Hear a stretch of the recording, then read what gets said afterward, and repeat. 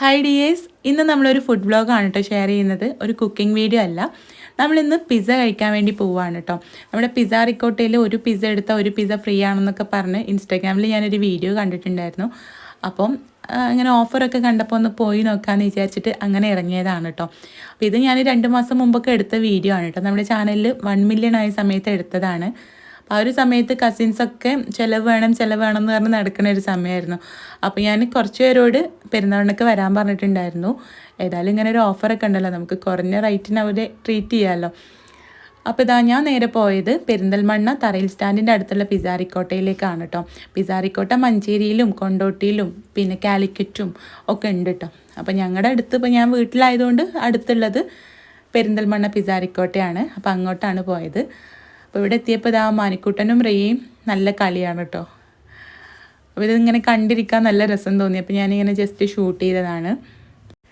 Pizza റിക്കോട്ടയിൽ നമ്മൾ എപ്പോഴും വരുന്നതാണ് കേട്ടോ. ആദ്യം ഞാൻ ലോക്ക്ഡൗണിൽ പാഴ്സലാക്കിയിട്ട് ഒരു പിസ്സ വാങ്ങിച്ചിട്ടുണ്ടായിരുന്നു കേട്ടോ.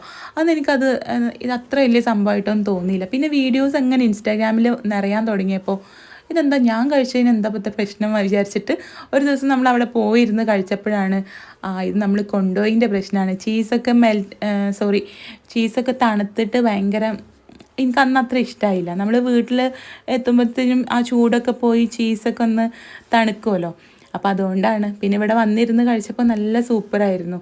അപ്പോൾ നിങ്ങൾ വരുന്നുണ്ടെങ്കിൽ അല്ലെങ്കിൽ പിസ്സ ഒക്കെ കഴിക്കുന്നുണ്ടെങ്കിൽ നിങ്ങൾ അവിടേക്ക് ഇരുന്ന് തന്നെ കഴിക്കാൻ ശ്രദ്ധിക്കുക കേട്ടോ. കാരണം വീട്ടിലേക്കൊക്കെ എത്തുമ്പോഴേക്കും അത് തണുത്ത് അതിൻ്റെ ടേസ്റ്റൊക്കെ മാറും. അപ്പോൾ നമ്മൾ കുറച്ച് സമയം അവിടെ ഇരുന്നൊന്ന് സംസാരിച്ചപ്പോഴേക്കും പിസ്സ വരാൻ തുടങ്ങി. അപ്പോൾ ഇത് അവിടുത്തെ തന്തൂരി പിസ്സയാണ് കേട്ടോ.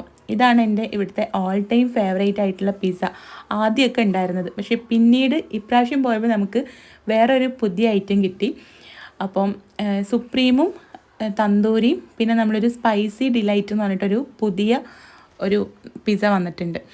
അപ്പോൾ അതാണ് പിന്നെ എനിക്ക് ഒന്നും കൂടി ഇഷ്ടമായത് കേട്ടോ. പച്ചമുളകൊക്കെ ഇടയിൽ കടിച്ചപ്പോൾ നല്ലൊരു സ്പൈസി ആയിട്ടുള്ളൊരു പിസ്സ, അതെനിക്ക് ഒന്നും കൂടി ഇഷ്ടമായി. പിന്നെ ഈ തന്തൂരി പിസ്സ ആണെങ്കിൽ അതിൻ്റെ മുകളിൽ നിങ്ങൾ കണ്ടല്ലോ സോസൊക്കെ വന്നിട്ട്. പിന്നെ ഇവിടെ ഒരുപാട് വെറൈറ്റീസ് ഓഫ് മൊഹിറ്റോസും ഉണ്ട്.